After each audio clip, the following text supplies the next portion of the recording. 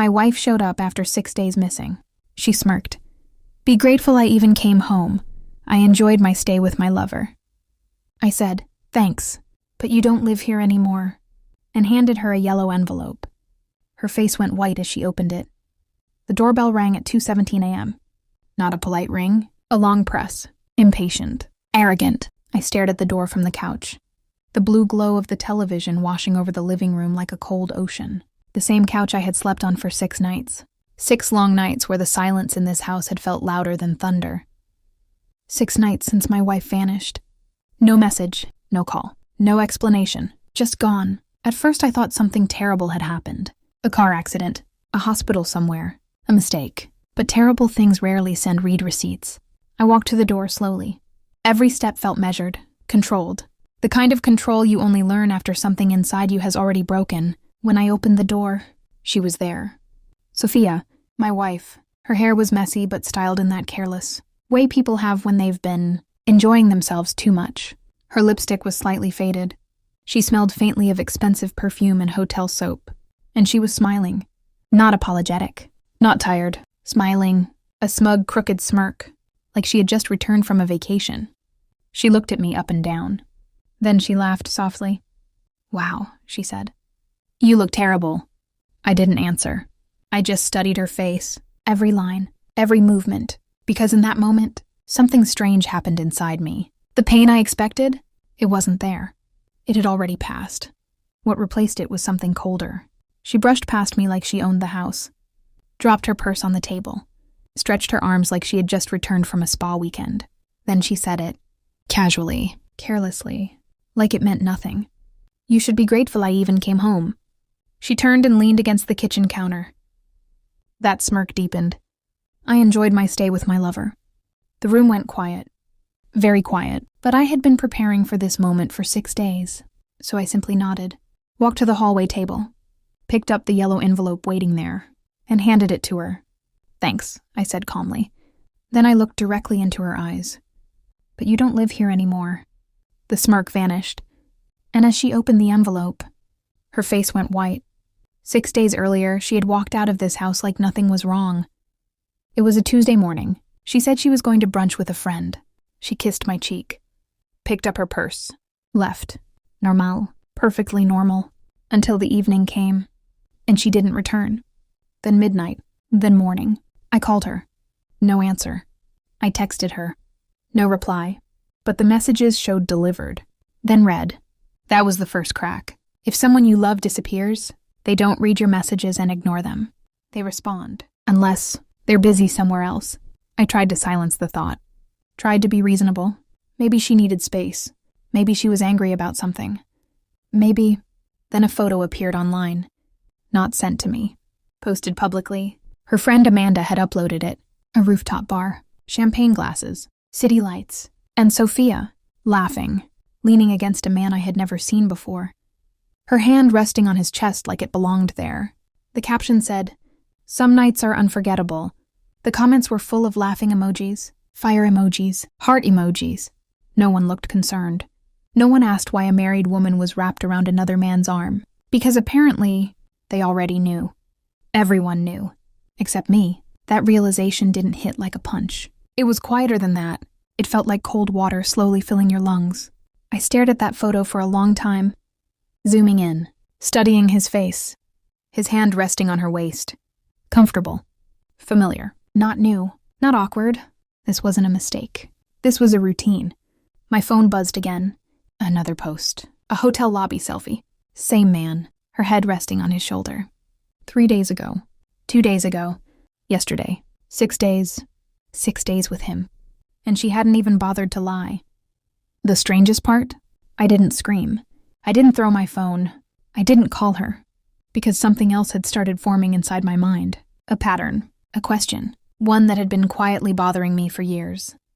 And suddenly, it demanded an answer. Sophia and I had been married for 9 years. 9 years of what looked like a perfect life. Nice house, comfortable income, dinner parties, vacations, smiles for photos. But perfection is usually just a well-designed illusion. There were things that never made sense. Little things. Our daughter Emma had always looked different. People said she had my eyes, but she didn't. Not really. Her hair color was lighter, her features sharper, and every now and then, someone would say something strange. Where did she get those eyes?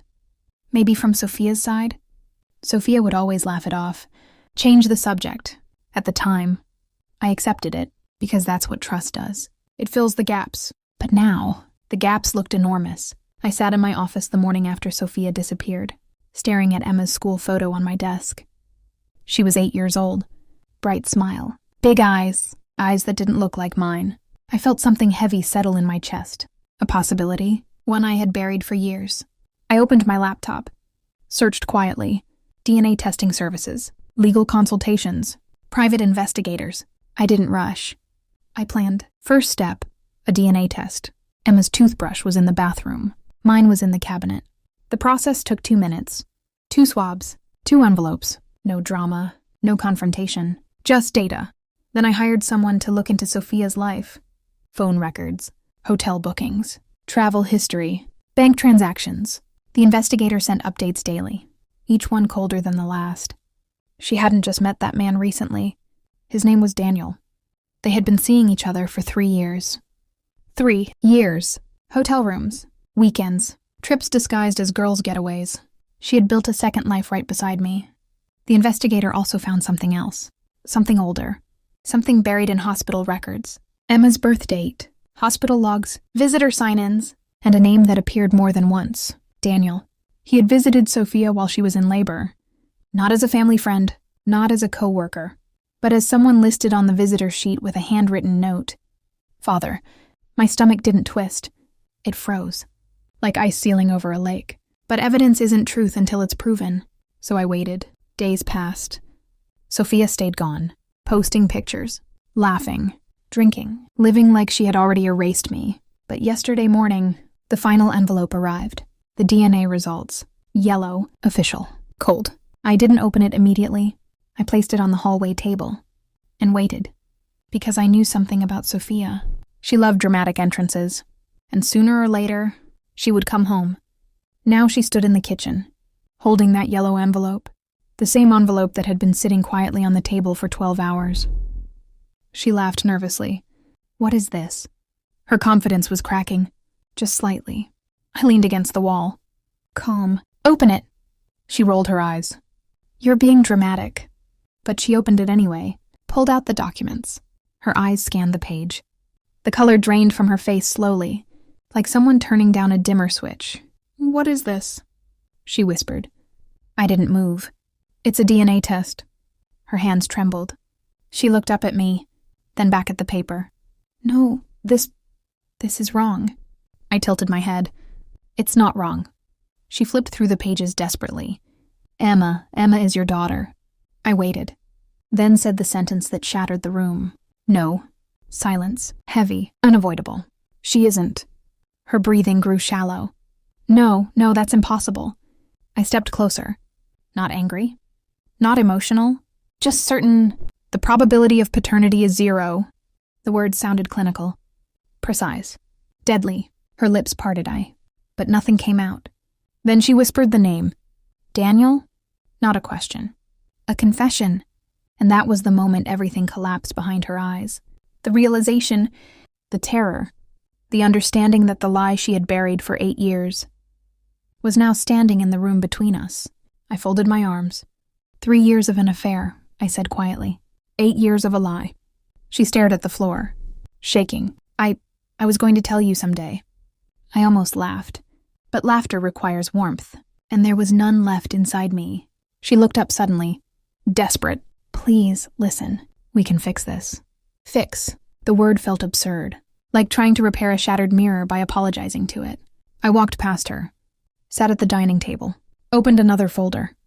There were more documents inside. Legal documents, divorce papers, property transfers, custody filings. She watched silently, fear spreading across her face. You've been busy, she whispered. Yes. I slid the papers toward her. You signed a prenup 9 years ago. Her eyes widened. You remember that, right? Of course she did. At the time she laughed about it. Said it was unnecessary. Said she trusted me. But she signed it anyway. Because I insisted. And now that old signature had teeth. You violated the infidelity clause. Her voice cracked. No, I nodded calmly. The investigator documented everything.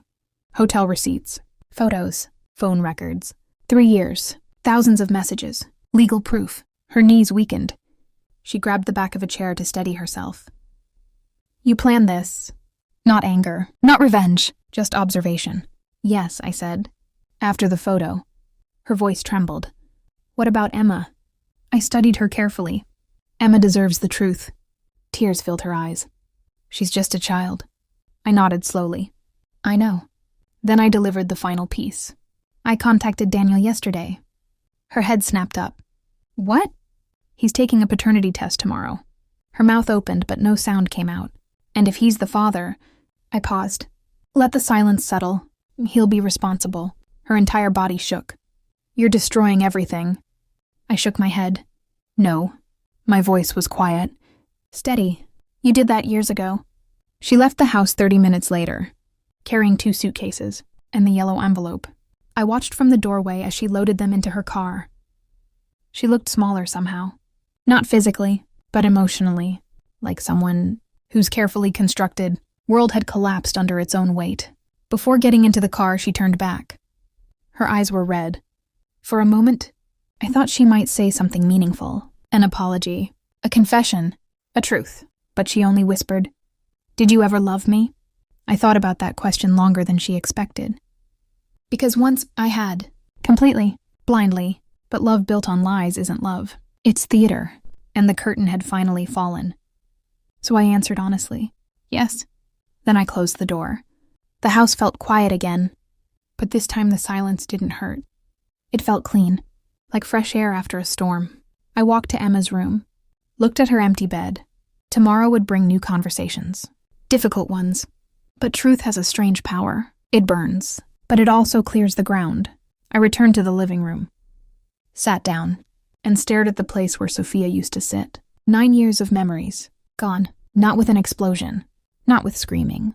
Just a quiet ending, and as the sun began rising through the windows, I realized something important.